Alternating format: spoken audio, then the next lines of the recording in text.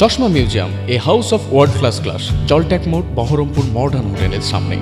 দিন কয়েক থেকেই রাজ্য জুড়ে শুরু হয়েছে অস্বস্তিকর গরম, যার জেরে নাজেহাল হয়ে উঠেছিল বঙ্গবাসী।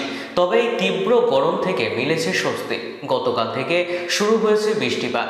তবে মুর্শিদাবাদ জেলায় এই বৃষ্টিপাতের ফলে আমের বাগানে কিছুটা হলেও ক্ষতির আশঙ্কা রয়েছে।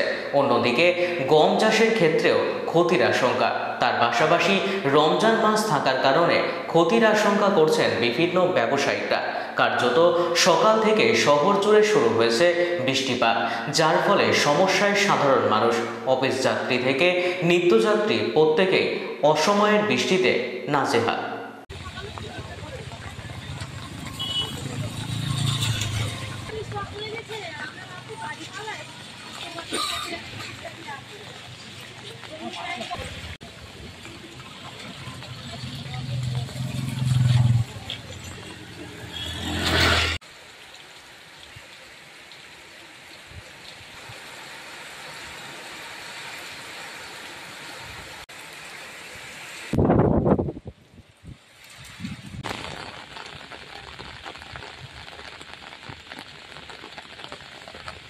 আমাদের তো কাজের খুব অসুবিধা, আমরা তো লাইন করি, এই হকারি করি, এতে আমাদের খুব অসুবিধা হচ্ছে। ছাতা নিয়ে কাজ হয় না, আর যা অবস্থা বাজারও ফাঁকা, তাতে মালপত্র সব ভিজে যাচ্ছে, এতে ক্ষতি হয়েছে, আমাদের ব্যবসার ক্ষতি হয়েছে, সমস্যা তো হচ্ছে।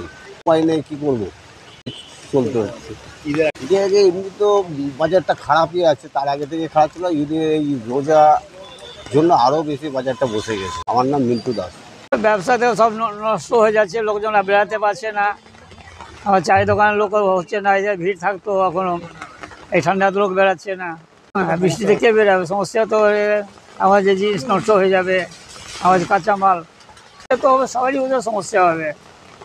হাট বাজার করা, বাড়ি থেকে বেরোনো, এই মধ্যে যারা নামাজ পড়ে, যারা নামাজ পড়তে মসজিদে যাবে, সে ভিজে ভিজে যেতে হবে, তাদের কষ্ট,